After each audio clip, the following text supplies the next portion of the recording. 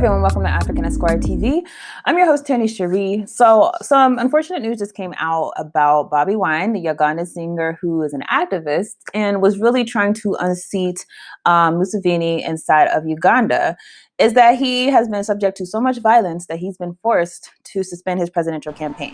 Dozens of people have been killed in Uganda's capital Kampala since protests broke out on Wednesday.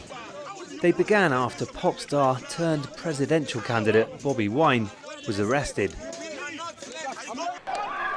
He held a campaign rally in Luwunga district, just over 100 kilometres from the capital. As usual, it attracted thousands of supporters, many more than the limit of 200 allowed under COVID-19 restrictions. There was violent riots by activists of one of the political groups in various towns in Kampala, and the police intervened. So the deaths were as a result of confrontation with the police. But Bobi Wine supporters didn't see it like that. They think the government's trying to stop him sweeping to victory in presidential elections due in January. He's challenging President Yoweri Museveni, who's been in power for 34 years. After 2 days in jail, he was charged in court with breaking the COVID prevention rules and released on bail. This was, in my opinion, meant to break our resolve. But I have news for you, Mr. Museveni, and all those that work to sustain your dictatorship. We cannot be broken. You can imprison our bodies, you can tear gas and pepper spray our bodies, but you cannot touch our souls. We are not going to stop fighting for a better Uganda. News from Uganda, and presidential candidate Robert Kyagulanyi, better known as Bobi Wine, has suspended his campaigns over what he termed as continued police brutality and killings of his supporters. On Tuesday, the presidential hopeful narrowly escaped death after a yet-to-be-identified object exploded meters away from him. Among those injured during the incident was a police officer attached to him by the Electoral Commission, who sustained a rubber bullet shot to his mouth. Our very own Hassan Mugambi reports on Uganda's uneasy campaign weeks to the general election. Why are you acting like a criminal? In a video shared online by Bobi Wine's campaign team, the opposition leader is seen confronting police officers who are allegedly firing bullets at his campaign convoy. Suddenly, a yet-to-be-identified object exploded meters away from him.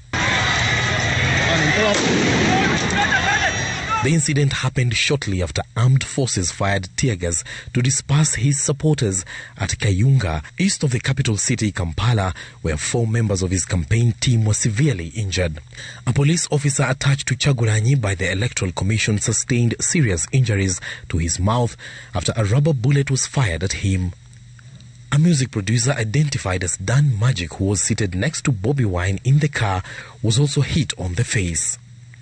Bobi Wine, in a series of tweets, condemned President Yoweri Museveni's administration for threats and intimidation. He also accused the electoral body for remaining mum when police are cracking down on his supporters. Police spokesman Patrick Onyango, in a statement, said Bobi Wine and his supporters had attacked security personnel and disrupted traffic, and the 3 people had been injured by tear gas fragments as police and the military dispersed them. Following the incident, Bobi Wine has suspended his campaigns, saying he fears for his life. The incident is the latest in escalating violence in Uganda as authorities crack down on supporters of Wine, who is seeking to end the long rule of President Yoweri Museveni in an election scheduled for January 14th, 2021. So let's read this story. And I just want to give some thoughts to the people of Uganda. It says, Uganda's Bobi Wine suspends election over violence. Okay. Bobi Wine, the Ugandan singer and presidential candidate, suspended his campaign on Tuesday after members of his campaign team were injured and his car was shot at during clashes between security personnel and his supporters, okay? It said the developments were the latest in escalating violence in Uganda as authorities cracked down on supporters of the 38-year-old Bobi Wine. Earlier Tuesday, Daniel Oyerwat, a music producer for Bobi Wine, was wounded in the mouth by a rubber bullet during the clashes, according to a spokesperson of the party. The singer said on Twitter that several members of his staff were wounded and some were in critical condition. He added that his supporters attempted to move to another campaign venue located located in Jinja in eastern Uganda, but the security personnel blocked him and shot and blew out his car tires. Okay. So this is obviously sobering because it kind of shows people of Uganda. First of all, Bobby Wine was already brutalized before. He ran for president. Previously, he was so beat down by Museveni's security forces that he had to flee to the United States for medical treatment and willingly went back. He did not try to seek asylum or run from his people. He still wanted to work for the revolution in Uganda. This has shown you that you're not going to get any freedom from the electoral process in Uganda. And so just some thoughts for the people is that you have to consider what your other options are. Clearly, this is a system that has been rigged to the bone, and Museveni is not going to let up. And this guy is someone who intends to serve for the rest of his life.